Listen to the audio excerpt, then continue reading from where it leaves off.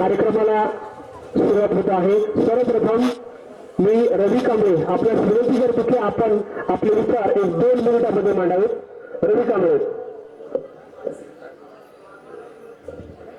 संविधान लोकाधिकार पॅनेलच्या 2023च्या निवडणुकीमध्ये माननीय व्यंकटराव पन्हाळे यांच्या नेतृत्वामध्ये आम्ही वार्ड क्रमांक 4 चे उमेदवार उभे राहिलो आहोत।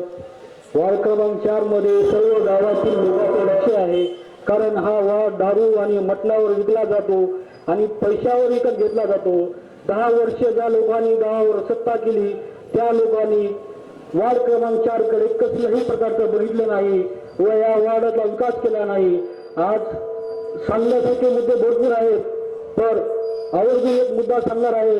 साहित्य सम्राट अण्णाभाऊ साठे यांचं सभागृह गेल्या 5 वर्षापासून तसंच आहे आणि ते सभागृह पाडून त्याचं 2 वेळेस लोकांनी उद्घाटन केलं, पण त्या सभागृहाचं बांधकाम काय यांना करणं झालं नाही। आजसाठी ज्यांचा जाहीरनामा आहे तोही तसाच आहे, तर आम्ही जाहीरनामा नाही तर आम्ही वचननामा देत आहोत। जे आम्ही बोलतो तेच करून दाखवणार। त्यामुळे येणाऱ्या 5 तारखेला आपण आवर्जून पैसा व दारूवर मतदान न करता विकासाला मतदान करायचं आहे, कारण आम्ही तिन्ही 4ही उमेदवार तुमच्या हक्काचे आहोत।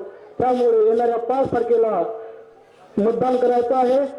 उमेदवाराचे चिन्ह असे आहेत, सो छायाबाई व्यंकट पन्हाळे यांचं चिन्ह आहे छत्री। वार्ड क्रमांक 1 चे सदस्यपदाचे उमेदवार आहेत सर्वोदय संगीता भाऊसाहेब यांचं चिन्ह आहे बस आणि वार्ड क्रमांक 2 चे उमेदवार म्हणजे मी रवी कांबळे, रवी राजेंद्र कांबळे, माझं मिशन आहे टेबल। वार्ड क्रमांक 4 चे तिसरे उमेदवार आहेत कांबळे प्रणाली विशाल यांचं चिन्ह आहे शिलाई मशीन। मी एवढंच बोलतो, वेळ कमी असल्यामुळे जास्त काय बोलणार नाही। मी आपली रजा घेतो, पुढील मार्गदर्शन आपल्याला सर्वांना करतो। या सर्वांना वंदन करून मी आज या ठिकाणी आपल्या सर्व संविधान लोकाधिकार पॅनलच्या जाहीर सभेमध्ये आपलं पॅनलचं नेमकं काय काम होणार आहे किंवा काय कामं करायचे याबद्दल बोलणार आहे। इतिहासामध्ये सर्वप्रथम कधीही गावामध्ये संविधान नावाचं पॅनल उभारलं गेलेलं आहे। हे पहिल्याचे पन्हाळे साहेबांच्या नेतृत्वाखाली या गावामध्ये उभा राहिलेला आहे। संविधान नावाचं पॅनल घेऊन लढण्यामध्ये एक प्रकारे निर्भीडपणा असला पाहिजे त्या माणसामध्ये। कोणीही बाबासाहेबांचं नाव घेऊ शकतात, परंतु त्या नावाखाली येण्याची हिंमत कोणाचा होत नाही आणि ते हिंमत माननीय पवार साहेबांनी केलेली आहे आणि गावामध्ये जे जाते ते निर्माण होत होते त्याला एक छेद देण्याचा प्रयत्न केलेला आहे। आज जाते ते निर्माण होत असताना त्याबद्दल आपल्याला जास्त बोलायचं नाही, बोलायचं आहे विकासावरती। गावचा विकास करणं खूप गरजेचं आहे काका। या वार्डामध्ये आज तुम्ही बनवलेली नाली आज ती त्याच पद्धतीने फक्त ढासाचं साम्राज्य त्या ठिकाणी झालेलं आहे आणि त्या ठिकाणी ते एक प्रकारे नाली नसून लोकांचा कचरा टाकण्याचं एक डम्पिंग ग्राउंड झालेलं आहे। त्याच्याकडे कोणीही पाहत नाही। मागासवर्गाच्या दलित वस्तीमध्ये असलेल्या नाल्या ते त्याच नाल्याच्या अवतीभोवती त्या लोकांनी जगायचं। या ठिकाणी बहुसंख्य लोकांना डेंगू झालेला आहे, बहुसंख्य लोकांना मलेरिया झालेला आहे, कोणीही त्याच्याकडे लक्ष देत नाही। का दलितांना काय जगण्याचा अधिकार नाही? दलितांना त्याच गाडीमध्ये ठेवण्याचा प्रयत्न केला जातोय। आज या वार्डामध्ये दोन्ही भागामध्ये दोन्ही वस्ती भीमनगर असेल मातंग वस्ती असेल दोन्ही भागामध्ये सांडपाण्याच्या निचऱ्याची कुठलीही व्यवस्था मिळत नाही। या भागामध्ये ही येणाऱ्या काळामध्ये तुम्ही केली पाहिजे ही आमच्याकडे अपेक्षा आहे तुमच्याकडे। या वार्डामध्ये बहुसंख्य पद्धतीनं खूप जागा खूप प्रमाणात मोठी जागा आहे, अशी जागा आहे की ज्या ठिकाणी लग्न होऊ शकतं। आज लग्नाचा खर्च करायचा असेल या शाळेच्या समोर स्टेज मारायचा असेल तर 40 ते 50 हजार रुपये लागतात, पण ते सभागृह जर झालं ज्या ठिकाणी मोकळी जागा आहे तर त्या ठिकाणी 40 ते 50 हजार या गोरगरीब जनतेचे या ठिकाणी वाचणार आहेत काका मुळामध्ये। आज मातंग वस्तीचे सभागृह त्या पद्धतीने गेल्या 5 वर्ष राहिलेलं आहे। त्या लोकांनी सभागृह बनवण्याचे खूप वर्षापासून नारळ फुटते पण बनतच नाही मुळात। ती त्या ठिकाणची आपल्याकडून अपेक्षा आहे की त्या ठिकाणचे काम होणार आहे। मुळामध्ये तुम्ही बोलत असताना कालच्या सभेमध्ये सांगितलं 2 दिवसापूर्वीच्या गावामध्ये की बस चालू होणार आहे आणि बस ही मुख्य वाटून आल्यानंतर रमाई नगरला नंतर पण गावात थांबणार आहे। परंतु माझी ही मागणी आहे या टेजवरून काका तुमच्याकडे विनंती आहे गावामध्ये की आमच्या गावात आमच्या वस्तीतल्या महिला ह्या गावाच्या वेशीवर जाऊन थांबता त्यांना याच ठिकाणी बसची व्यवस्था झाली पाहिजे, त्यांनी याच ठिकाणी उतरलं पाहिजे, याच ठिकाणी बसमध्ये बसलं पाहिजे. कारण आमच्या माया भगिनी ह्या वेशीवर जाऊन थांबणं हे आम्हाला मुळामध्ये मान्य नाही आणि या गोष्टीला कुठे विचार झाला पाहिजे. आमच्या महिला त्या ठिकाणी कुठेही थांबण्याची व्यवस्था नाही. बस थांबा हा गावामध्ये मुळात नाहीच आहे. बस जाते थांबते पण महिलांना थांबण्यासाठी कुठलीही सिक्युरिटी नाही. ती सिक्युरिटी या ठिकाणी याच ठिकाणी बसायला पाहिजे, इथूनच लोक घेऊन बसले पाहिजे. मुळामध्ये तुम्ही काहीतरी करसाल या उद्देशाने इथला युवक इथला नागरिक हा तुमच्या नाशेनं पाहता येता का. मुळामध्ये राजकारण आहे, लोक पैसा घेतात खातात पितात समजा गोष्टी होतात, परंतु विकासात कोण करू शकेल हा एकच गोष्ट तुमच्याकडे लोक पाहत आहेत की तुम्ही हा विकास करू शकता. काय आमचे मित्र आहेत या रस्त्याने जातात शेताकडे वगैरे, ते मला म्हणत होते म्हणजे लाखोचे मित्र आहेत ते म्हणत होते अरे काय दशा आम्ही जर 5 वाजता जरी समजा त्या रस्त्यानं चाललो तर पूर्ण घाण आहे. मी म्हणलं येणाऱ्या काळामध्ये या गावामध्ये जर संविधान पॅनलचा जर सरपंच झाला तर येणाऱ्या काळात त्याला प्राधान्य सर्वात प्रथम भेटेल आणि तो रस्ता हगंदारी मुक्त गावाच्या दिशेने गावली जाईल आणि तो रस्ता या गावामध्ये काम केलं जाईल. एवढं बोलतो मी आणि काकांना बोलण्यासारखं खूप आहे कारण काकाचं म्हणून ऐकण्यासाठी बहुसंख्य जनता ही रस्त्यावर येत आहे, घराच्या बाहेर पडत आहे. त्याच्यामुळे मी माझं भाषण जे आहे ते थांबवतो आणि संविधान पॅनलच्या उमेदवारांना संविधान पॅनलच्या जे सरपंच पदाचे उमेदवार आहेत छायाबाई पणाळे यांचं चिन्ह आहे छत्री, संगीता भाऊसाहेब सरवडे यांचं चिन्ह आहे बस, प्रणाली कांबळे यांचं चिन्ह आहे शिलाई मशीन आणि रवी कांबळे याचं चिन्ह आहे टेबल. यांना भरघोस मतांनी समोर आपलं त्यांच्या चिन्हाच्या समोर बटन दाबून त्याला भरघोस मतांनी विजयी करावं एवढी विनंती करतो आणि मी माझं भाषण थांबवतो. अमोल बेंबडे आपला विनंती करतो की आपण समोर यायचं, अवघ्या 2 मिनिटांमध्ये आपले मनोगत व्यक्त करायचं. अमोल बेंबडे. अभिवादन करतो. लोकशाहीर अण्णाभाऊ साठे यांनाही मी अभिवादन करतो आणि मी माझे थोडक्यात विचार मांडणार आहे. आम्हाला कुणावर टीका करायची नाही, सगळ्यात महत्वाचं आहे. विशेष बाब म्हणजे विजय तर आपला निश्चित आहे, कारण की प्रत्येकाच्या मनामध्ये कसं राहते हे आपण सगळं एक गाव लेवल आहे. तुमच्या आमच्या आज नाही पिढ्या संबंध आलेले आहेत प्रत्येकाचे. आपल्याला कुणाचे मन दुखवायचे नाही तर कुणाबद्दल काही द्वेष काढायचे नाहीत, काहीच करायचं नाही. आपल्याला फक्त विकास एवढं डोक्यात आहे. मी इथं भाषण करण्याचं एवढंच कारण आहे की या इथल्या परिसरातील सगळ्या लोकांचं माझं सांगा जिव्हाळ्याचं नातं आहे, कारण की त्यांच्या समोर मी लहानाचा मोठा हात झालेला आहे. काही इथले जे प्रलंबित प्रश्न आहेत त्या प्रश्नाला मी थोडासा हात घालणार आहे. मामा, ही जी नाली तुम्ही तुमच्या काळामध्ये झालेली जी नाली आहे त्या ह्या नालीवर पूर्णतः झाकण्याची सिस्टम करायची आपल्याला, म्हणजे की नाली बंद करायची नाही, पूर्ण झाकण जे की क्रेनला आपल्याला वेळोवेळी ते बाजूला घेता येईल आणि ते पूर्ण नाली क्लिअर करून घ्यायचे. दुसरं, अण्णाभाऊ साठे यांचं सभागृह असं व्हायला पाहिजे की गावात आल्यानंतर हे कोण बांधले हे विचारण्यासाठी बाहेरचे लोक बघायला आलेले पाहिजे की अण्णाभाऊ साठे सभागृह कुणाच्या कारकिर्दीमध्ये झालेला आहे. या 2 गोष्टी प्रलंबित आहेत.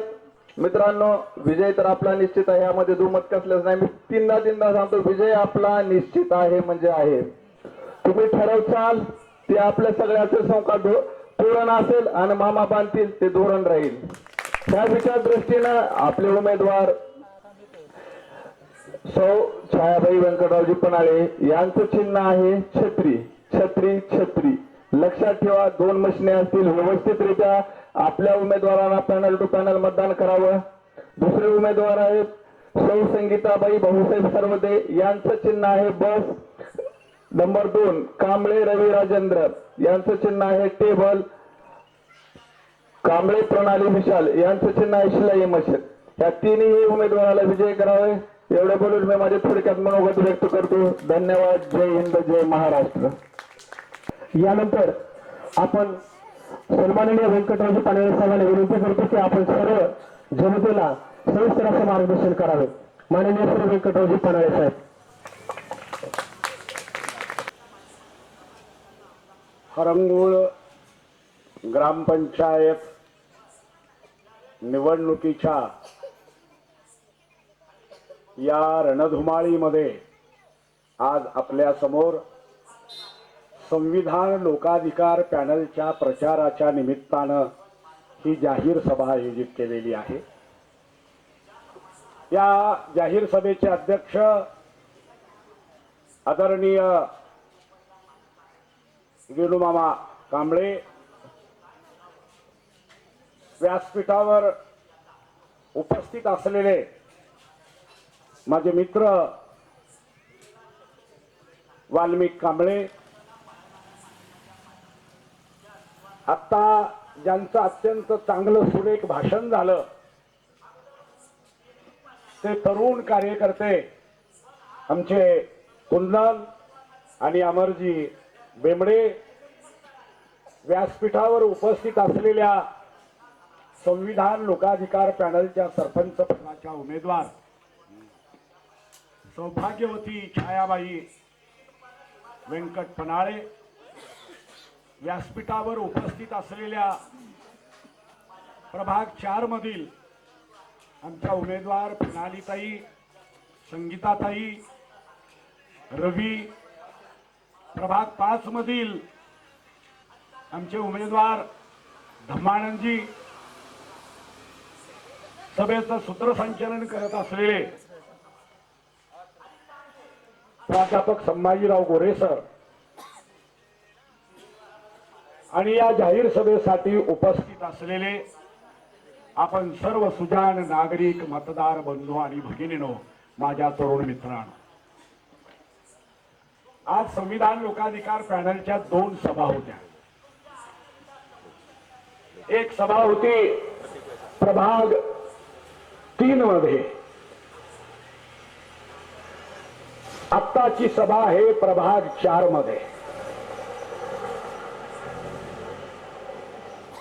संविधान लोकाधिकार पॅनलच्या सभा ज्या ज्या ठिकाणी चालू आहेत त्या ठिकाणी विरोधी असलेल्या पॅनलचे दलाल सभेच्या ठिकाणी येतात, धाब्याचे कुपन वाटतात आणि एवढंच नाही तर बळजबरीने खिशात पैसे घालून त्याला दुसरीकडे घेऊन जातात. हे चित्र आम्ही पाहतो आहोत. बंधूंनो, लोकशाही आहे. महामानव डॉक्टर बाबासाहेब आंबेडकरांनी या देशाला संविधान दिलं.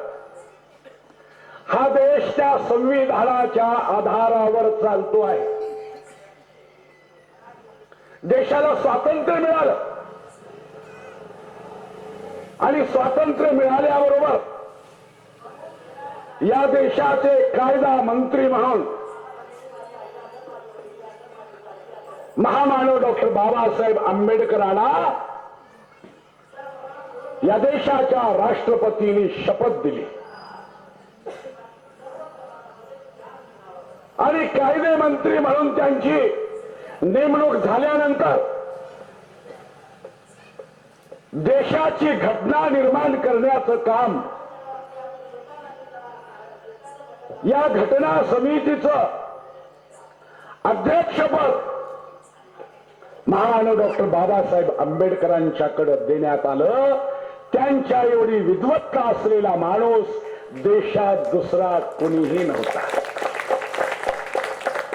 आणि म्हणून संविधान सभेनं 29 ऑगस्ट 1947 ला संविधान मसुदा समितीचं अध्यक्ष म्हणून बाबासाहेबांची निवड केली आणि त्या संविधानाचे शिल्पकार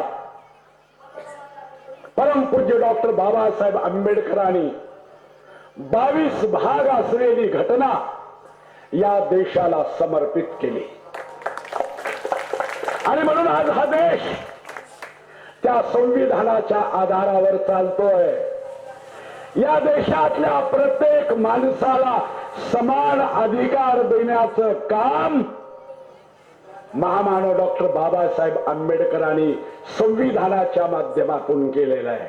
आणि म्हणून या निवडणुकीमध्ये आम्ही ठरवलं की आपल्या पॅनलचं नाव हे संविधान लोकाधिकार पॅनल. या गावचा कारभार सुद्धा संविधान समोर ठेवून आम्ही चालवणार आहोत अशी शपथ या व्यासपीठावरून आम्ही घेतोय. बंधूंनो, 1995 आणि 2005 या 2 टर्मला याच मायबाप जनतेनं हरंगुळची सत्ता माझ्या ताब्यात दिली होती.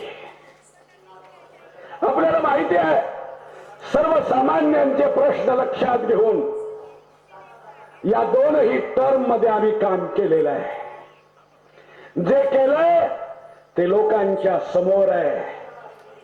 लक्षात घ्या, या रस्त्यावरून या बौद्ध वाड्यामध्ये जायचं झालं तर माझी माय माऊली गुडघ्या इतकं साडी वर करायची, तेव्हा मध्ये जायला यायचं. इतकं पाणी समोरून वाहत होत. बंधू लक्षात घ्या, हा बौद्ध वाडा सुरक्षित राहिला पाहिजे. इथली माझी माय माऊली सुरक्षित राहिली पाहिजे. म्हणून त्या काळात हे भव्य असं नालीचं बांधकाम केलं. दर पावसाळ्यामध्ये पाऊस सुरू झाला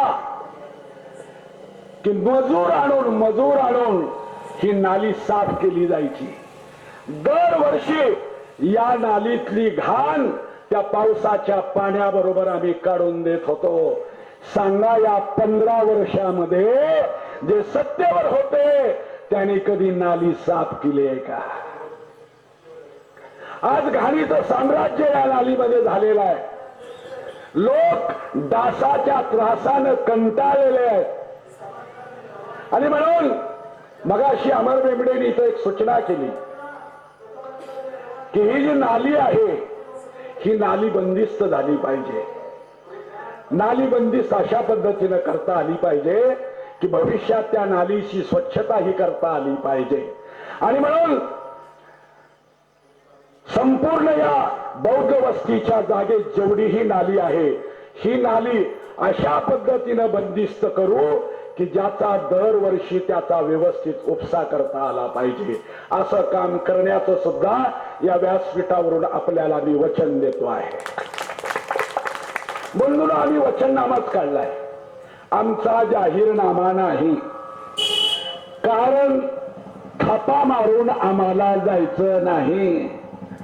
2 टन गावच्या लोकांनी आमचा कारभार पाहिलाय. गोरगरिबांचं हित लक्षात घेऊन आम्ही ग्रामपंचायतचा कारभार चालवलेला आहे. आता जे सांगतायत ना, भोंगे फिरवतायत भोंगे. आम्हाला अजून विकास करायचा आहे, आम्हाला राहिलेला विकास करायचा आहे. मग काय झोपा घेतल्या का? मागची 5 वर्ष ज्यांच्या ताब्यात सत्ता होती त्यांनी काय केलं? त्याच्या अगोदरची 10 वर्ष सत्ता ज्यांच्या ताब्यात होती त्यांनी काय केलं? तुम्ही काय केलं ते सांगा. आमच्या ताब्यात ग्रामपंचायत असताना आम्ही काय केलंय हे न सांगता लोकच त्याचा उच्चार करतात. आज गाव जे पाणी पितंय, काय भीमराव, जलस्वराज्य प्रकल्पाच्या माध्यमातून या गावाला पिण्याच्या पाण्याची व्यवस्था 2005 ला हा जलस्वराज्याची स्कीम राबवण्यात आली.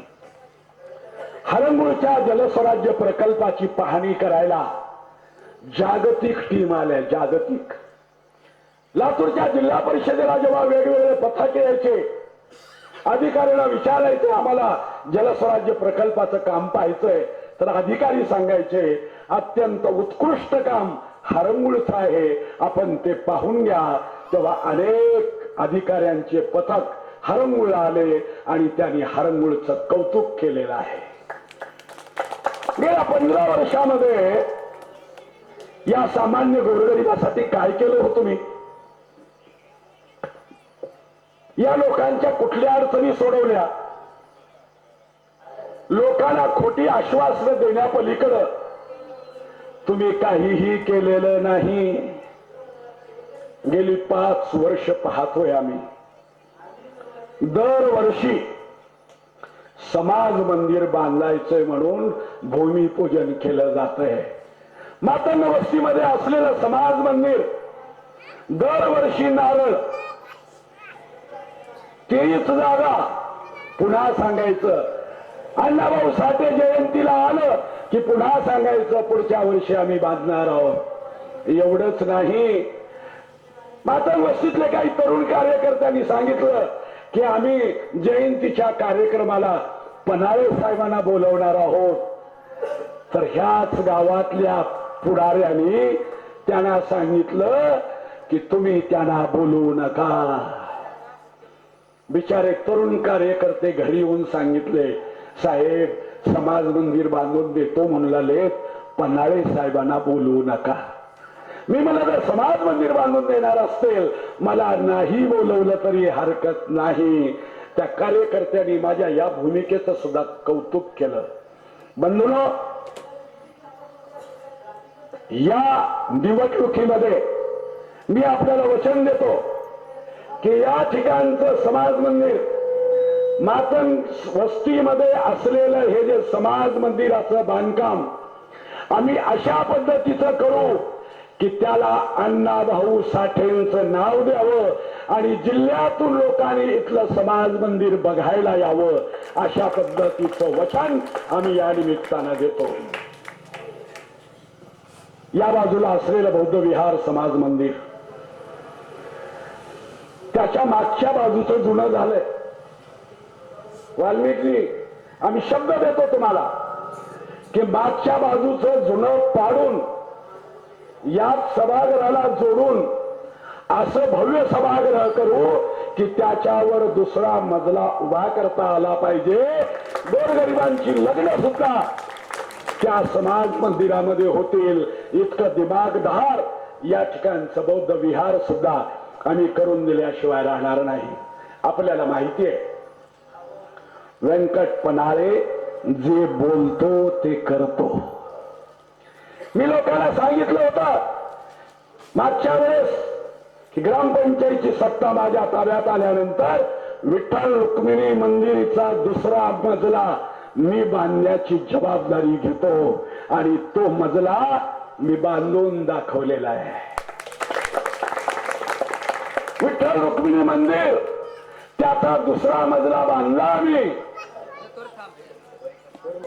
त्याचा दुसरा मजला बांधला आम्ही. परंतु काय धंदे चाललेत परमार्थाच्या नावावर, काय धंदे करायचे ते करू देत, आम्हाला त्याच्याशी देणं घेणं नाही.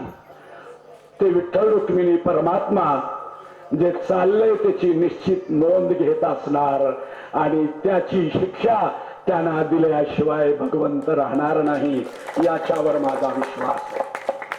बंधूंनो, गाव व्यसनमुक्त राहिलं पाहिजे म्हणून भाषण करताय, ऐकताना फार बरं वाटतंय. व्यसनमुक्त राहिलं पाहिजे म्हणजे काय? म्हणजे दारू पासून दूर राहिलं पाहिजे. दारू वाटणारे कोण आहेत? निवडणुकीमध्ये कॉलेजच्या पोराला सुद्धा दारूच्या बाटल्या वाटणारे हे स्टेजवरून सांगायला लागले गाव व्यसनमुक्त राहिलं पाहिजे. वा रे वा.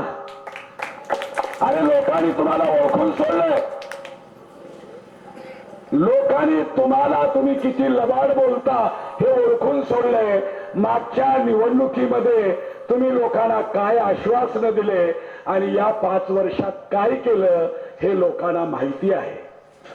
तेच पॅनल, हे दोन्ही पॅनल एक होते मागच्या वेळेस. आपल्याला माहिती आहे की मागच्या निवडणुकीमध्ये मी एकटा उभा आणि हे सगळे एकत्र झाले, 500,000 रुपये मताला वाटले. परंतु मतदारांनी पैसे घेऊन मतदान मात्र मला केलं. 1285 मतदान यांच्या विरोधात मला मिळालं. ह्या 1285 मतदाराला मी साष्टांग दंडवत घालतो. कारण ते प्रामाणिकपणे बाबासाहेबांनी दिलेल्या अधिकाराला पाळणार ते मतदान आहे. यावर्षी मात्र निवडणुकीत बाजारभाव वाढलाय बरं का, लक्षात राहू द्या. कारण प्रचाराची रॅली जरी काढायचं असलं 600 रुपये रोजगार आहे. 600 रुपये. काही मायमावल्या सांगतात आणि भाऊ आम्ही प्रचाराला चाललो बरं का, तसं काही वाटून घेऊ नका. 4 तासाला 600 रुपये मिळू लागले. त्याला सांगितलं मला काही वाटत नाही, तुम्ही ही संधी सोडू नका. त्याच्यामुळं अनेक मायमावल्या सोयाबीन काढायला जायचं सोडून ह्या रॅलीमध्ये चालल्यात. कारण सोयाबीन काढायला 300 रुपये रोजगार आहे आणि रॅलीत गेलं तर 600 रुपये रोजगार आहे. सोडू नका. निवडणुकीच्या प्रचार सभेला पन्हाळेच्या थांबू नये म्हणून मी सांगितलं तुम्हाला की धाब्याचं कुपन आणि 500 रुपये 1000 रुपये खिशात घालून आले. अरे जीवाला लाज वाटली पाहिजे. तुम्ही गावचे करते धरते म्हणून घेता आणि दुसऱ्याची सभा जिथं चालू आहे तिथं येऊन तुमची पाटीलकी गाजवता. चला रे तिकडे म्हणून पुढं जनावर हाकलून न्यावी तसे धमकी देऊन हाकलून घेऊन जाता. तुम्ही जर गावचं एवढं कल्याण केलंय ना तर लोक आपोआप येऊन तुमच्या सभेला बसले पाहिजेत. मला सांगा, या सभेला बसलेले हे जे काही 1500 लोक इथं आहेत यापैकी कुणाला रुपया तरी आम्ही दिलाय का? लोक स्वतःहून अंतःकरणातून काय अडसळे बाबा सभेला येऊन बसलात, अंतःकरणातून येऊन बसलेले आहात. या प्रचार सभेत जेवढेही लोक बसलेत त्यांच्या अंतःकरणामध्ये संविधान लोकाधिकार पॅनल आहे. हे आपण लक्षात घेतलं पाहिजे. अरे तुम्ही बळजुबरीनं घेऊन जाताल, मतदानाच्या आदल्या दिवशी दारू पाजवून सोडताल, पण जेव्हा घरी येऊन ही माणसं झोपतील, सकाळी उठतील आणि आंघोळ करून महामानवाचं दर्शन करतील तेव्हा बाबासाहेबांनी दिलेला संविधानाचा अधिकार प्रामाणिकपणे बजावतील याच्यावर माझा विश्वास आहे. या दोन्ही पॅनलला असं वाटतंय की मागासवर्गीय समाज म्हणजे नोट टाकलेवर नोटच्या माग पळतो. ही सगळी स्वाभिमानी फळी जी आता तयार झाली आहे. जुनी माणसं कशाला कुणाचा अपमान करायचा आहे म्हणून कुणाच्या मर्यादा तोडत नव्हते. परंतु बाबासाहेबांचा विचार शिका, संघटित व्हा, संघर्ष करा हा विचार स्वीकारला आणि आता ही तरुण पिढी या निवडणुकीमध्ये उतरलेली आहे. अरे कुणाला जातीयवादी म्हणताय तुम्ही? जातीयवादी तुम्ही आहात.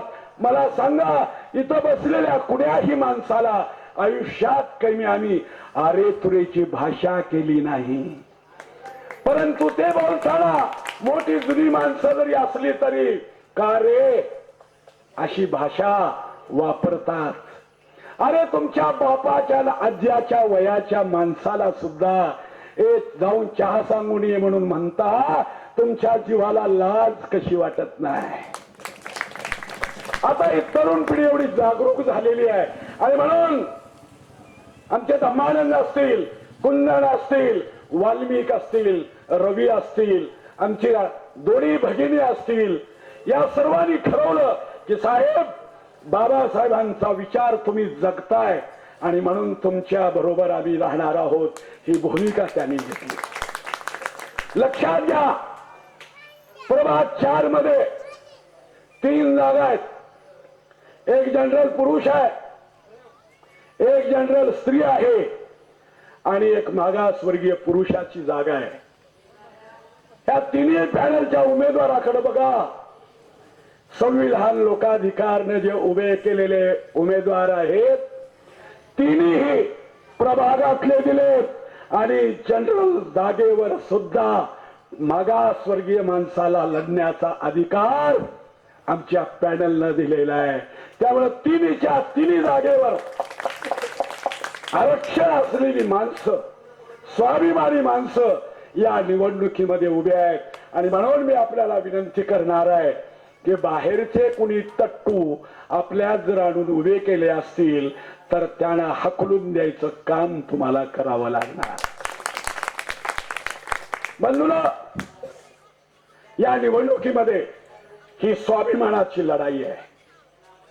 समाजाला लाचार बनवण्याचं काम मागच्या अनेक वर्ष या लोकांनी केलेलं आहे. परंतु आता तरुण पिढी समोर आली आहे आणि स्वाभिमानी बाळा घेऊन समोर येते, तोंडावर बोलते, त्यांना सांगते ओ द्या सोडून. तुम्हाला जशास तसं उत्तर देण्याची हिंमत या पिढीमध्ये आलेली आहे.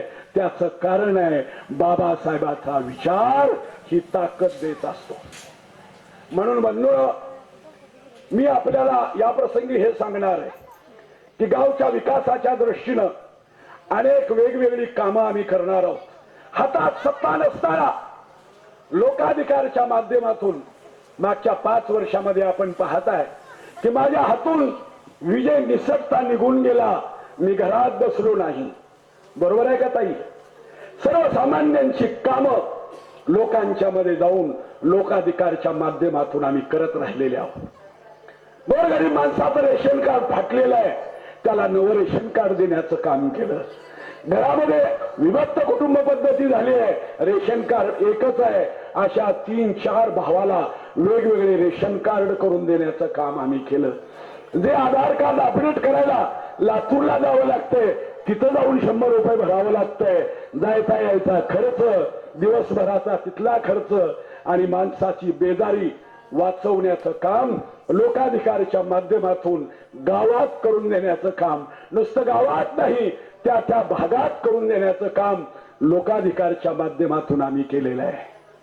बंधूंनो, याला विचारा, कोरोना सारखा प्रसंगाला कोण आलं होतं तुमच्याकडं?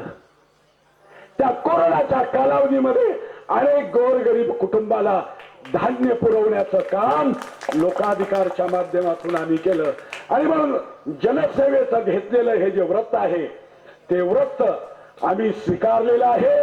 बाबासाहेबांनी दिलेला अधिकार आमच्या पाठीशी मजबूतपणे ते संविधान असल्यामुळं कुणी हे असला तर कुणाची ही तमा आम्ही करत नाही.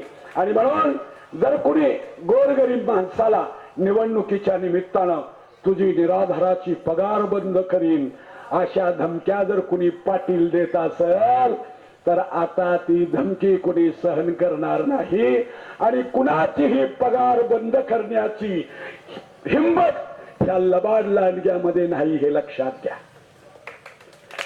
आपल्याला माहिती आहे की मागच्या वर्षभरामध्ये जवळजवळ 160 लोकांच्या निराधारांच्या पगारी नवीन आम्ही मंजूर करून दिलेले आहेत.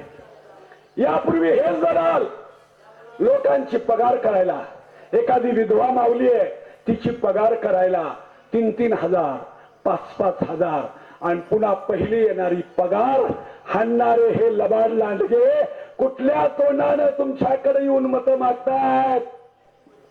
आपल्या या राजनंदिनी ताईला विचारा. नवरा घरात अपंग होऊन पडलाय. आम्ही तिच्या घरी गेलो आणि ताईला सांगितलं तुझ्या नवऱ्याची पगार ताई आम्ही करणार आहोत. त्याचे कागदपत्र केले, फोटो इथंच काढले आणि दवाखान्यात आणून 5 मिनिटात माघारी पाठवलं. दवाखान्याचा कागद घ्यायला सुद्धा आम्ही तिला थांबवू दिलं नाही. तो कागद सुद्धा आमच्या कार्यकर्त्यांनी आणला आणि पगार मंजुरीचा आदेश राजनंदिनी ताईच्या हातात दिला. त्यामुळे गोरगरिबांची कामं आपल्या समोर आहेत. अनेक जणांचं बंद पडलेलं रेशन, त्यांचं रेशन सुरू करून दिलेलं आहे. बंधूंनो, या प्रसंगी मी आपल्याला हे सांगू इच्छितो की गावातल्या लोकांची सोय व्हावी म्हणून आम्ही सिटी बस सुरू केली. पण ती सिटी बस बंद पाडण्यासाठीचे प्रयत्न हे लोक करतायत. आणि म्हणून आता भविष्यामध्ये परवा अनेक कॉलेजची मुलं मुली माझ्याकडे आले आणि म्हणाले की आमचं कॉलेज बंद पडलंय, आम्ही सिटी बसनं जात होतो, परत येत होतो, आमचं कॉलेज बंद पडलंय, सिटी बस परत सुरू करा. मी आपल्याला आश्वासित करतो, ही निवडणूक संपल्याबरोबर विश्वकर्मा चौक बिडवे इंजिनिअरिंग कॉलेजच्या पाठीमागून सबस्टेशन बौद्ध वस्तीच्या समोरून मंदार पर्यंत ही सिटी बस जाईल आणि याच मार्गे परत जाईल. मध्ये अनेक जणांची मागणी होती. मला भेटून काहींनी सांगितलं की या वस्तीसाठी या शाळेजवळच थांबा व्हावा. तो थांबा इथं करून देण्याचं वचन मी आपल्याला देतो. सिटी बस कुठल्याही मार्गे आली तर ती सिटी बस इथं थांबेल, कारण इथल्या मायमावल्यांना तिथल्या गर्दीत तिथली अवस्था काय आहे. जुगारी बसलेत, दारुडे बसलेत. हे बसवणारे कोण आहेत? या हनुमान मंदिराच्या बाजूला जर दारुडे धुमाकूळ घालत असतील आणि जुगारी रस्त्यावर बसून पत्ते खेळत असतील, अरे आमच्या आया बहिणी इथून समोरून जातात, तुम्हाला लाज कशी वाटत नाही, हा माझा प्रश्न. आणि म्हणून लक्षात घ्या, हे दारू विकणारे असोत, दारू पिणारे असोत, हे जुगार खेळणारे असोत, 6 तारखेचा संविधान लोकाधिकार पॅनलचा विजय झाल्याबरोबर शंभू गबाळ गुंडाळून जर निघून नाही गेले तर बघा, हे कुणाच्या आशीर्वादाने इथं बसतायत? हेच पॅनलवाले बाकड्यावर खुर्च्यावर तिथं बसतात, खिशात बाटल्या आणून लोक दारू विकतात, समोर अगदी भर रस्त्यावर बसल्यासारखं जाता येता शाळेतल्या पोरांना ते पत्ते फिसत असलेलं ते लोक पाहतात, विद्यार्थी पाहतात. अनेक विद्यार्थ्यांनी सांगितलं, काका त्या चौकात डाव खेळतेत हो, त्यांना तुम्ही काहीतरी सांगा. मी म्हणलं आज मी सांगू शकत नाही, याला सांगण्याची गरज सुद्धा बसणार नाही. 6 तारखेच्या नंतर हे जुगारी बाहेर कुठतलं तर ठिकाण बघतील, हे मी आपल्याला सांगतो. बंधुओ, गावच्या विकासाच्या दृष्टीनं आम्ही काही प्लॅन रचलाय. या गावाभोवतालचा रिंग रोड, हा रिंग रोड करून चहूकडून चांगले पथदिवे अशा पद्धतीनं बसवणार आहोत की गावाच्या पलीकडच्या बाजूला असलेल्या लोकांना असं वाटलं पाहिजे, गावातून जाण्यापेक्षा ह्या चांगल्या रस्त्यानं आपण बाहेर जाऊ. अशा पद्धतीचा हा रस्ता करणार आहोत. आपल्याला माहिती आहे इथून रिंग रोड जाणार आहे लातूरचा. हा लातूरचा जो नवा रिंग रोड आहे त्याची भीती आपल्याला की इथून रिंग रोड झाला तर आमचे घर उठतील. मी आपल्याला सांगू इच्छितो की महाराष्ट्राच्या मुख्यमंत्र्यापर्यंतच नव्हे, देशाच्या पंतप्रधान पर्यंत जायची गरज पडली तरी तिथपर्यंत आम्ही जाऊ. आणि हा रस्ता गावाच्या पश्चिमेकडून शेतकऱ्यांच्या दृष्टीनं सोयीचा होईल अशा पद्धतीने रिंग रोड बाहेरून घातल्याशिवाय आम्ही राहणार नाही. आणि म्हणून गावच्या विकासाच्या दृष्टीनं आम्ही अनेक आराखडे तयार केलेले आहेत. बंधूंनो, इथं आपण पाहतोय गावात आल्याबरोबर घाणीचं साम्राज्य. तिथे एक बोर्ड होता, मला वाटतं आता कुठेतरी शाळेजवळ काढून टाकलाय. मध्ये एक मी बातमी लावली होती, हागणदारी मुक्त गाव म्हणून इथं बोर्ड होता आणि त्याच्या भोवतालीच घाणीचं सगळं साम्राज्य होतं. हा जो चौक आहे, या चौकाला जे नाव घेऊन आम्ही पॅनल उभं केलंय, ब्रह्मानंद संविधान लोकाधिकार नावानं जे हे पॅनल आम्ही उभं केलंय, या चौकाला संविधान चौक असं नामकरण करून अतिशय सुशोभित हा चौक आपल्याला पाहायला मिळेल. कारण हा रस्ता सुद्धा आम्ही करणार आहोत. त्यामुळे हा रस्ता केल्यानंतर रस्त्याच्या बाजूला नाली असेल, हा सगळा सांडपाण्याचा निचरा अत्यंत व्यवस्थितपणे करून देऊन तो चौक असा सुशोभित असेल की संध्याकाळच्या वेळेला लोकांना त्या संविधान चौकाच्या कट्ट्यावर जाऊन बसावं वाटतं. इतकं सुंदर आकर्षक रूप या चौकाला देऊ. कारण या चौकातून वरी जनकल्याण निवासी विद्यालयाकडून कळम रोडला रस्ता जातो. हा चौक अत्यंत महत्वाचा आहे आणि म्हणून गावात आल्याबरोबर लोकांना लक्षात आलं पाहिजे की संविधान चौक पाहिल्याबरोबर म्हणजे घराची कळा अंगण धावतंय तशी परिस्थिती लक्षात येईल की खऱ्या अर्थाने लोकशाहीनं चालणार हे गाव आहे हे आपल्याला लक्षात येईल. बंधूंनो, जिल्हा परिषदेच्या शाळेची तर काय दयनीय अवस्था आहे. जिल्हा परिषदेच्या शाळेमध्ये इथं सुद्धा जुगार चालतो. लोक इथं सुद्धा शाळेत बसून दारू पितात. ह्या सगळ्या गोष्टीवर बंधनं आणली जातील आणि या शाळेला अत्यंत चांगलं कंपाऊंड बांधून गेट बसवलं जाईल. आतमध्ये असलेल्या बोरचं कनेक्शन कंपाऊंडच्या बाहेर नळ केले जातील. स्टार्टरचा जो डब्बा आहे तो डब्बा कंपाऊंडच्या बाहेरून असेल जेणेकरून शाळेत जायची आपल्याला गरज पडणार नाही. आणि मग इथूनच पाणी चालू केलं जाईल आणि कंपाऊंडच्या बाहेर नळाला लोक पाणी घेतील. बंधूंनो, अत्यंत चांगलं नियोजन आम्ही करायचं ठरवलेलं आहे आणि म्हणून ही सर्व कामं करण्यासाठी आपल्या सर्वांचा आशीर्वाद असणं महत्वाचं आहे. आम्ही गोरगरीब माणसाची कदर करतो, गोरगरीब माणसाला सन्मान देतो. मला परवा एक जणांनी सांगितलं, साहेब पुढारी म्हणून आता जे प्रचार करत फिरू लागलाय एका पॅनलचा, त्या माणसानं शेतामध्ये जनावराला गवत आणण्यासाठी गेलेल्या बिचाऱ्या त्या सर्व देना एवढं मारलं की त्याचा पाय फ्रॅक्चर झाला. हीच का तुमची माणुसकी? आणि म्हणून कुणाचं नाव घ्यायची आवश्यकता नाही, परंतु तुम्ही तुमच्या आचरणातून लोकांबरोबर कसं वागताय हे आपोआपच सर्व समाजाला कळून चुकलेलं आहे.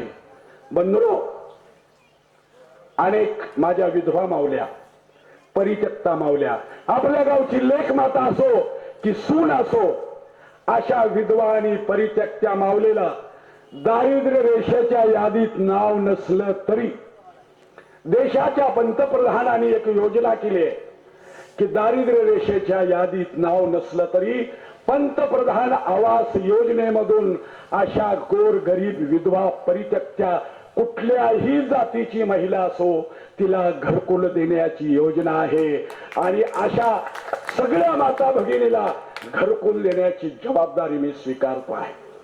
बंधूंनो, या ठिकाणी हे जे आता गाळे आहेत ना सध्या हनुमान मंदिराच्या बाजूला, हे सगळे गाळे काढून अत्यंत सुसज्ज असं शॉपिंग कॉम्प्लेक्स ग्रामपंचायतच्या माध्यमातून महाराष्ट्र शासनाचा विशेष निधी आहे, त्या निधीच्या माध्यमातून या ठिकाणी गाळ्याचं बांधकाम होईल आणि त्या गाळ्यामध्ये मागासवर्गीय सुशिक्षित बेकारासाठी राखीव गाळे ठेवून कुठलंही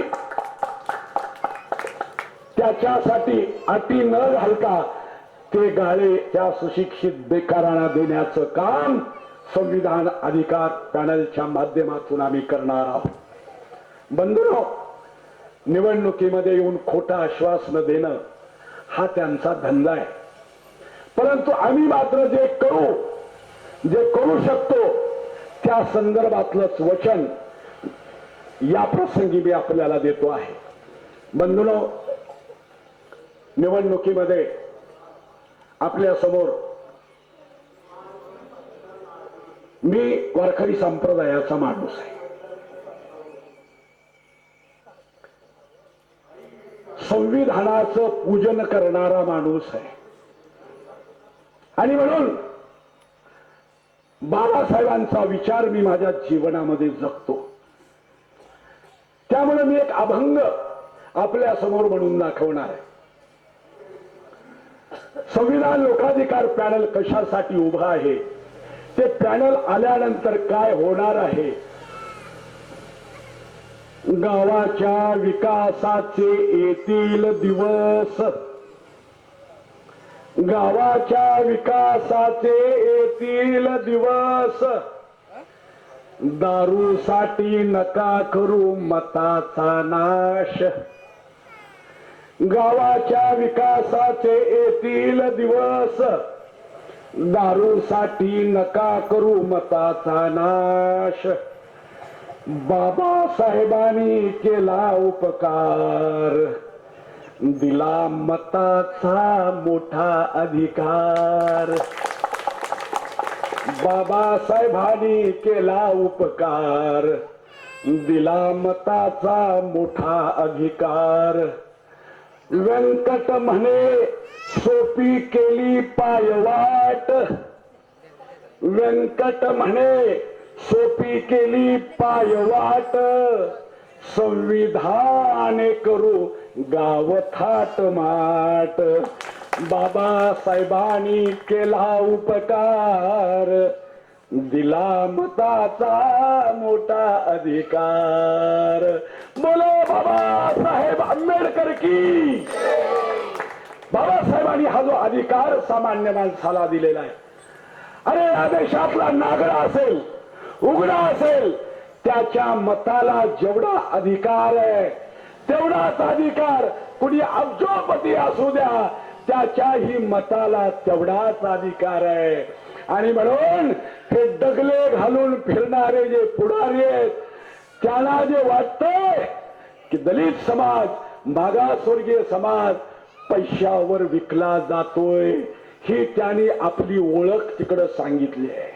हे दलाल आहेत, त्या उमेदवाराकडून समोरच्या पैसे काढतात, सांगतात तुम्हाला माहित नाही व्यंकट पनाळेचं पारड लई जड आहे, वार्डातले त्यांनी उमेदवार दिले, पैसे जास्ती वाटावे लागते म्हणून तिकडून नोटाचे बंडल काढतात आणि इकडे चिल्लर चिल्लर आपल्या हातात ठेवतात.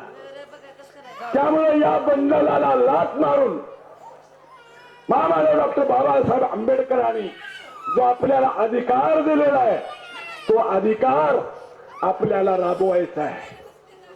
आज मला व्हॉट्सअपवर एक जणांनी फार सुंदर मेसेज पाठवलाय. हा मेसेज मी आपल्याला सांगणार आहे. मत विकत मागणाऱ्या माणसाला समाजाचा पाठिंबा नसतो, म्हणून तर तो पैशाच्या बळावर आपली लायकी प्रस्थापित करण्यासाठी प्रयत्न करतो, नोटाच्या जोरावर. अशा उमेदवाराकडून समाज हिताची व राष्ट्रहिताची कार्य होत नाहीत. पैसेवाला जर लोकप्रतिनिधी म्हणून गेला तर तो फक्त पैसेवाल्यांचंच हित पाहणार, तो सर्वसामान्य व गरिबांच्या हिताच्या कुठल्याही गोष्टीचा विचार करणार नाही. म्हणून अशा माणसाला, अशा दलालाला मत विकण्याचं पाप तुम्ही करू नका व आपली दिशाभूल करून घेऊ नका, असा सल्ला त्या काळात महामानव डॉक्टर बाबासाहेब आंबेडकरांनी दिला. आणि बाबासाहेबांनी एवढा मोठा दिलेला अधिकार,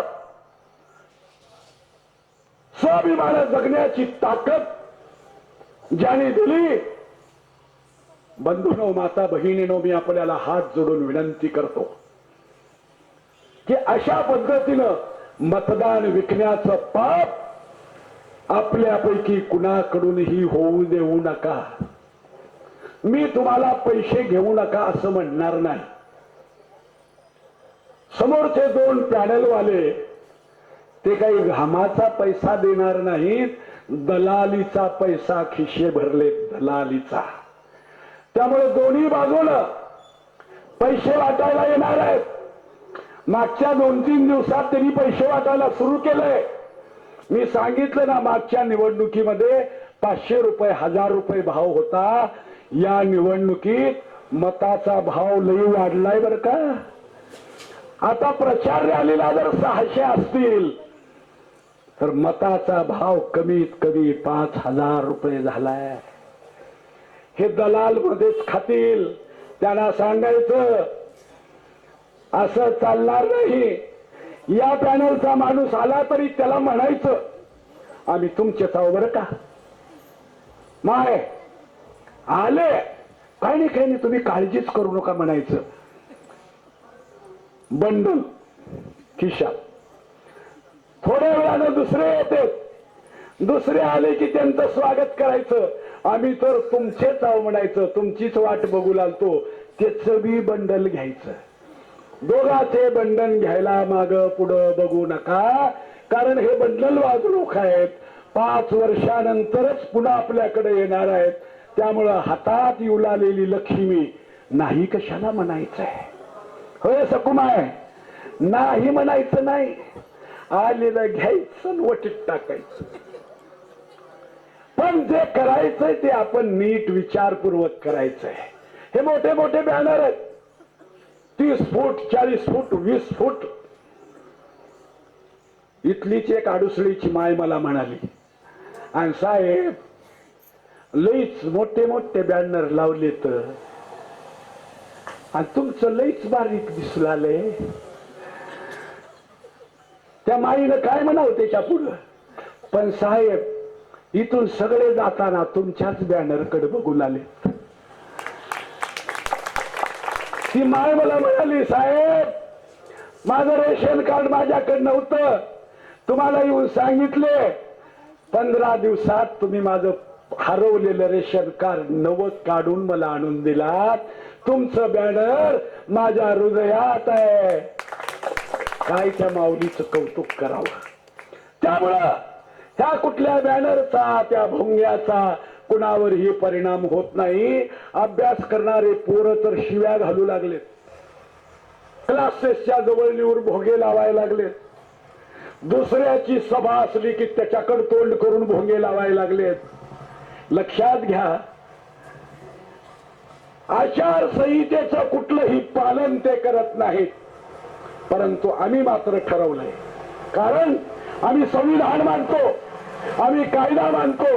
आणि म्हणून महामानव डॉक्टर बाबासाहेब आंबेडकरांनी संविधानाच्या आधारावर जगण्याचा जो अधिकार दिलाय, लढण्याचा जो अधिकार दिलाय, हिमतीनं उभं राहण्याचा अधिकार दिलाय, त्या शक्तीवर आणि तुमच्या सगळ्याच्या आशीर्वाद रूपी ताकदीवर या मस्तवाल 2 पॅनल वाल्याबरोबर माझे सामान्य कुटुंबातले उमेदवार लढाई लावली आहे.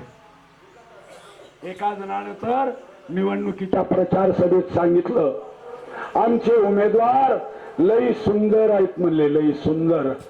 आता तुमच्या सुंदर उमेदवाराहून आम्हाला काय करायचं. परंतु आमचे जे उमेदवार आहेत ते अंतःकरणानं सुंदर आहेत. सर्वसामान्यांच्या वेदना जाणणारे आहेत. हाक मारल्याबरोबर जाणारे आहेत. आणि म्हणून सर्वसामान्याच्या विश्वासाला पात्र ठरणारे उमेदवार या निवडणुकीच्या निमित्तानं उभे केलेले आहेत. बंधुनो यापुढे कुठल्याही कामासाठी तुम्हाला ग्रामपंचायत मध्ये यायची गरज पडू देणार नाही. ताई कुठल्याही माणसानं फोन करावा दिलेल्या नंबरवर.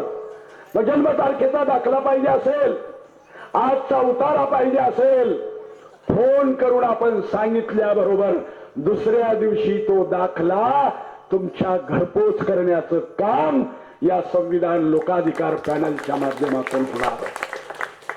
आणि म्हणून गावकरी बंधूंनो, मतदार बंधू आणि भगिनींनो, फार जास्त बोलण्याची आवश्यकता आहे असं नाही. परंतु सर्वसामान्यांची अडवणूक मागच्या 15 वर्षामध्ये झालेली आपण पाहतोय. आता विरोधक धास्तावलेले आहेत. त्यांची अवस्था अशी झाली आहे जिथं जाईल तिथं लोक तोंडावर म्हणू लागलेत आम्ही हे करणार आहोत ते करणार आहोत. म्हणून सांगितलं की त्याला सरळ म्हणू लागलेत मागच्या 5 वर्षात तुम्ही काय केलं. तुम्ही जर लोकांचे काम केले का. हे दोन्ही पॅनलवाले मागच्या 15 वर्षात याच लोकांनी सत्ता भोगली आहे. गेली 15 वर्षे याच लोकांची सत्ता ग्रामपंचायतवर आहे. तुमच्या कामावर जर तुमचा विश्वास आहे तर मी आव्हान करतो आपल्याला, तुमच्यात जर हिंमत असेल हे सगळे बॅनर काढून टाका, हे भोंगे बंद करा. कुठल्याही मतदान केंद्रावर पोलिंग एजंट बसवू नका. तुमच्यात हिंमत असेल तर एका व्यासपीठावर या आणि एका व्यासपीठावर येऊन तुम्ही काय करणार आहात ते लोकांना सांगा. आम्ही काय करणार आहोत ते आम्ही लोकांना सांगतो. लोकांना मतदानाचं स्वातंत्र्य द्या. लोकांना धमकावण्याचा पाप तुम्ही करू नका. गोरगरीब माणसाला गाठतायत, बघ तुला आमच्या शेतात यावं लागतंय, तुझ्या जनावराला गवत घेऊन जायला आमच्या शेतात येतोस, तुझ्या शेताला जायला तुला आमच्या शेतातून जावं लागतंय. अशी अडवणुकीची भाषा, धमकावण्याची भाषा समोरच्या पॅनलवाल्याकडून चालू आहे. बंधुनो, तुमच्या स्वतःच्या शेतात जायला जरी रस्ता नसला तर शासनानं निर्णय घेतलेला आहे, प्रत्येकाच्या शेताला हक्काचा रस्ता देण्याचा निर्णय सरकारनं केलेला आहे. आणि म्हणून ज्याची अडवणूक होणार आहे त्यांनी फक्त आम्हाला सांगावं, त्यांना सरकारी रस्ता मिळवून देण्याचं काम या संविधानाच्या माध्यमातून आम्ही करून दिल्याशिवाय राहणार नाही. आणि म्हणून याला मी आव्हान करतोय की तुम्ही लोकांना मतदानासाठी जी लाच देऊ लागलाय, आमिष दाखवू लागलाय, लोकांना धाब्यावर घेऊन चाललाय. अरे गावची संस्कृती जपा. हे गाव अत्यंत गुण्यागोविंदानं राहणारं गाव आहे, परंतु या गावाला व्यसनाधीन करण्याचं काम याच 2 पॅनल मधले लोक करतायत. हे वेगळं सांगण्याची आपल्याला आवश्यकता नाही. आणि म्हणून संविधानावर चाललेलं एक गाव म्हणून या हरंगुळची ओळख भविष्यामध्ये संपूर्ण महाराष्ट्राला काम आपण सर्वजण मिळून करूया. आणि तो संकल्प पूर्ण करण्यासाठी आपण सर्वांनी संविधान लोकाधिकार पॅनलच्या उमेदवाराला प्रचंड बहुमतानं विजयी करावं असं मी आव्हान करतो. बंधुनो, आणखीन एक गोष्ट लक्षात घ्या की मतदानाची पद्धत काय आहे. आपण जेव्हा मतदानाला जाऊ तेव्हा एकच मतदान यंत्र असणार आहे, एकच. आणि त्या मतदान यंत्रावर वरच्या बाजूने सरपंच पदाचे उमेदवार असतील आणि त्याच्या खालच्या बाजूला सदस्य पदाचे उमेदवार असतील. आणि म्हणून आपण जेव्हा मतदानाला जाऊ तेव्हा मतदान यंत्राकडे अतिशय शांतपणे पहा. छत्री कुठं दिसते बघा आणि छत्रीच्या समोरचं बटन दाबा. त्याच्या खाली 3 वेगवेगळे आपले 3 जे सदस्य निवडायचे आहेत त्याच्यामध्ये शिलाई मशीन कुठं आहे ते बघा, त्याच्या समोरचं बटन दाबा. टेबल कुठं आहे ते बघा, त्याच्या समोरचं बटन दाबा. बस हे चित्र कुठं दिसतंय ते पहा आणि बटन दाबा. म्हणजे एका मशीनवर प्रत्येक मतदाराला 4 वेळा बटन दाबायचं आहे. 4 प्रतिनिधीला मतदान करायचं आहे, सरपंच आणि 3 सदस्य. त्यामुळं या वार्डामधून उभे असलेले 3 सदस्य अतिशय प्रामाणिक, सर्वसामान्यांच्या सुखदुःखात सहभागी होणारे तरुण आहेत. रवीला तुम्ही पोटच्या लेकरासारखं हाक मारून, रवी हे काम आहे, पोटच्या लेकरासारखं तो तुमची सेवा केल्याशिवाय राहणार नाही, हे मी वचन आपल्याला देतो. उमेदवाराला उभं करत असताना आम्ही त्यांना सांगितलंय की आपल्याला समाजाची अशा पद्धतीनं सेवा करायची आहे. मी जाहीरपणे सांगतोय की जेव्हा ही आमच्या हातात सत्ता येईल, संविधान लोकाधिकार पॅनलची सत्ता हरंगुळच्या ग्रामपंचायतवर 6 तारखेला हा ध्वज जेव्हा बाबासाहेबांचा फडकेल, संविधानाचा ध्वज फडकेल, 5 वर्षानंतर निवडणुकीला सामोरं जाताना आम्ही आचारसंहिता लागण्यापूर्वी एक सभा घेऊ आणि त्या सभेमध्ये जाहीर करू आम्ही फक्त पॅनल उभं करणार आहोत, प्रचाराला येणार नाही. तुम्हाला कुणाला निवडून द्यायचंय ते द्या. मला विश्वास आहे पुढच्या 5 वर्षाचं काम पाहून लोक पुन्हा संविधान लोकाधिकार पॅनललाच विजयी करतील. अशा पद्धतीचं काम भविष्यातल्या 5 वर्षाच्या काळात आम्ही करणार आहोत. बंधूंनो, मी परवा जी विठ्ठल रुक्मिणी मंदिराच्या समोर एक सभा झाली, त्या सभेमध्ये सांगितलं की लिंगायत समाजाच्या स्मशानभूमीचा जो प्रश्न आहे, तो स्मशानभूमीचा प्रश्न मी सोडवण्याची हमी देतो. कारण गावात जी देवाची जमीन आहे, देवस्थानची जमीन आहे, त्यातली 2 एकर जमीन मी लिंगायत समाजाच्या स्मशानभूमीला मिळवून देतो. हे सांगितल्याबरोबर का मिरचू लागाव? म्हणजे ही देवस्थानची जमीन नेमकी कोण हडप केली आहे? ज्यानं हडप केली आहे त्याच्या पोटात कळा निघू लागलेल्या आहे. ते 6 तारखेनंतर त्या ठिकाणी लिंगायत समाजाची स्मशानभूमी होणार ह्याची जास्ती खाल्ली आहे. रात रात झोपणा झाले. बंधू, दलित समाजाची इथं स्मशानभूमी आहे. काय अवस्था आहे, थांबायला जागा नाही. त्या स्मशानभूमीचा 7/12 आहे. किती गुंठे जमीन आहे त्याचा कागद आहे. मग ती जमीन नेमकी गेली कुठे? त्यामुळे मी आपल्याला या ठिकाणी सांगतो की 7/12 असलेलं क्षेत्रफळ त्या स्मशानभूमीला मोजून त्याला तारेचं कंपाऊंड वॉल करून त्याला गेट बसवलं जाईल. आणि हे जे आता मोडका ढाचा उभा केलाय, कुठे गेलं बजेट? स्मशानभूमी बांधायला आलेलं बजेट अर्धवट बांधकाम केलात, बाकीचं बजेट कुणाच्या घशात गेलंय? बंधूंनो, ते उर्वरित राहिलेलं काम ग्रामपंचायतच्या बजेट मधून ते स्मशानभूमीचं पूर्ण काम करून त्या ठिकाणी लोकाला बसता येईल अशी व्यवस्था करण्याचं काम संविधान लोकाधिकारच्या माध्यमातून आम्ही करणार. आणि म्हणून सामान्य माणसांच्या कुठल्याही अडचणी असो, ग्रामपंचायतच्या माध्यमातून तर होणारी कामं होतीलच होतील, परंतु जे बाहेरच्या शासकीय कार्यालयातली सुद्धा गोरगरीब जनतेची कामं जर पैशामुळे कुठला अधिकारी अडवत असेल तर त्या ठिकाणी लोकाधिकार म्हणून आम्ही तुमच्या सोबत आहोत. गोरगरिबांची कुठलीही अडवणूक कुठल्याही कार्यालयात होणार नाही अशी हमी मी आपल्याला देतो. बंधूंनो, काही शेतकरी आहेत, गरीब शेतकरी आहेत. पंतप्रधानाचा जो सन्मान निधी आहे तो काही हप्ते मिळाला आणि ते हप्ते मिळणं बंद झालं.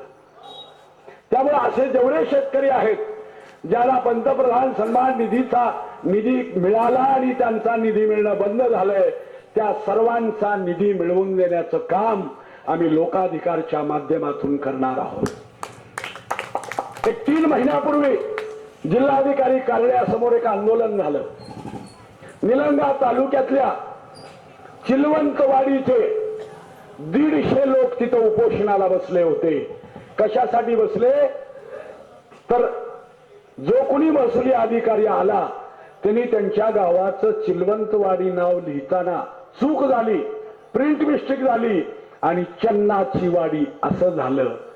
तेवढ्या 150 लोकांचा मिळणारा निधी म्हणले चन्नाची वाडी आणि हे शेतकऱ्यांचे नाव, हे समीकरणच जुळत नाही, हे शेतकरीच नाहीत, म्हणून त्या लोकांचा निधी मिळणं बंद झालं.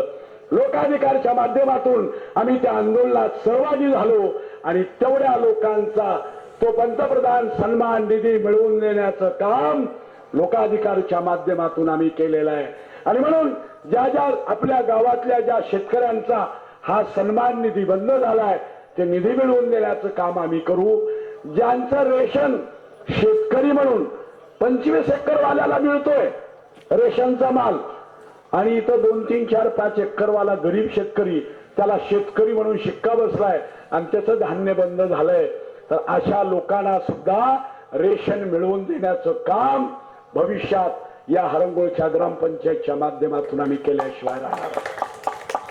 बंधुरो, थपाडे थपा मारून जातात, गोड बोलून जातात, निवडणुकीमध्ये नाही ती खोटी आश्वासनं देतात, परंतु आम्ही मात्र लोकांना वचन देतोय, जे बोलतो ते आम्ही करतो. आणि म्हणून या निवडणुकीमध्ये आपल्याला हात जोडून प्रार्थना करणार आहे की तुमच्या वचनाची बांधील आम्ही सर्वजण आहोत. आणि म्हणून संविधान लोकाधिकार पॅनलच्या माध्यमातून उभ्या असलेल्या सर्व उमेदवाराला छत्री, शिलाई मशीन, टेबल आणि बस या चित्रावर मतदान करून आपण आपला आशीर्वाद द्यावा हे आवाहन करतो आणि मी माझं बोलणं थांबवतो. जय संविधान, जय भीम.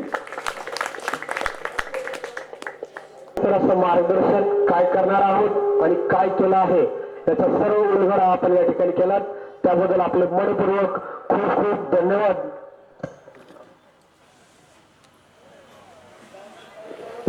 मी वाल्मिक कांबळे आपल्यास विनंती करतो की आपण आभार व्यक्त करावेत.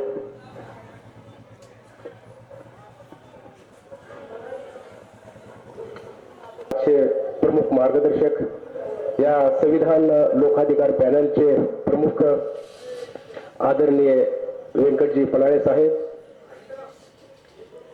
आणि माझ्या बंधू आणि भगिनीनो, आपल्या गावामध्ये ह्या निवडणुकीच्या माध्यमातून प्रत्येक ठिकाणी सभेचं नियोजन केलेलं आहे आणि प्रत्येक जण आपापल्या माध्यमातून काय विकास केला हे सांगत आहेत. पण आपणाला माहित आहे की ह्या 15 वर्षामध्ये काय केलं काय नाही. पण आमचं अगोदरच ठरलं होतं की पलाळे साहेबांनी, मी पलाळे साहेबांकडे जाण्याचं मुख्य कारण एकमेव सांगतो की साहेबांनी म्हटलं होतं की तुमची जी स्मशानभूमी जी आहे, तुमचं बौद्ध विहार जे आहे, ते बौद्ध विहार तुमचं ते पाठीमागल आणि पुढलं सर्व एक करूत आणि दुसरा मजला करूत. हा रोड जी आहे, हा रोड तुमची जर घरी जात असतील तर तुमची जर ती इच्छा नसेल इथून रोड जाण्याची, तर आपण सर्वांनी मिळून हा रोड या गावाच्या बाहेरून काढू असे मला त्यांनी 4-5 आश्वासन दिलं होतं. आणि म्हणून मी साहेबांसोबत मी काम करण्याचं ठरवलेलं आहे. आणि माझी सर्वांना विनंती आहे की मोठे काम करण्यासाठी जेही कुठलं मोठं काम असेल ते काम करण्याची धमक फक्त पलाळे साहेबांमध्ये आहे. आणि म्हणून मी आपणास सर्वांस आवाहन करतो, मी आपणास विनंती करतो, परत मी एकदा आपणास हात जोडून विनंती करतो की साहेबांना एक वेळेस आपण निवडून द्या. एवढं मी आपणा समोर बोलतो आणि हा कार्यक्रम या ठिकाणी संपला असं जाहीर करतो.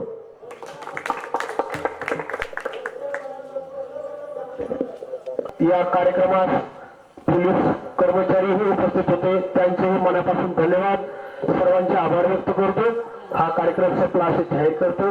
धन्यवाद, धन्यवाद, धन्यवाद.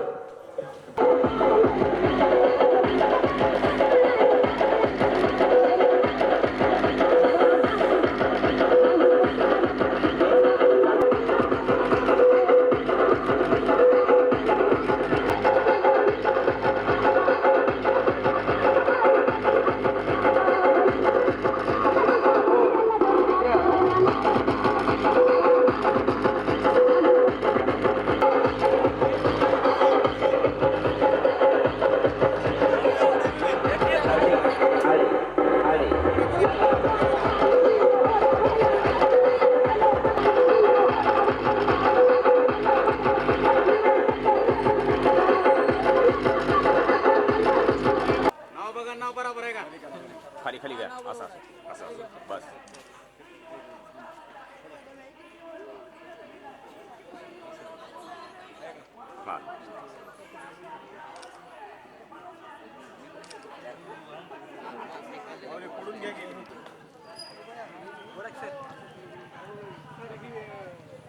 या ठिकाणी आपले शब्द सुमनाने मी स्वागत करीत आहे. यानंतर सरपंच पदाचे उमेदवार सौ छायाबाई व्यंकट पनाळे आपल्यास विनंती आहे की आपणही मंचावरती यायचं आहे.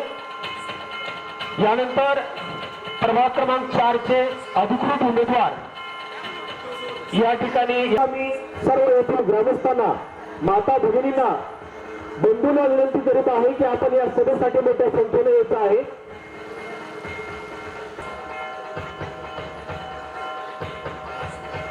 स्वागताचा सत्कार करायचा आहे. धन्यवाद. यानंतर कार्यक्रमाचे प्रमुख माने वाल्मिक तांबळे आपल्यास विनंती करतो आपण मंचावरती यायचं.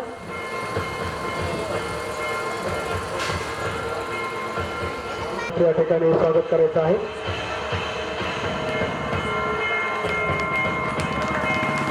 धन्यवाद धन्यवाद धन्यवाद. व इतर सर्व उमेदवारांचं मी शब्द सुमनाने या ठिकाणी स्वागत करीत आहे.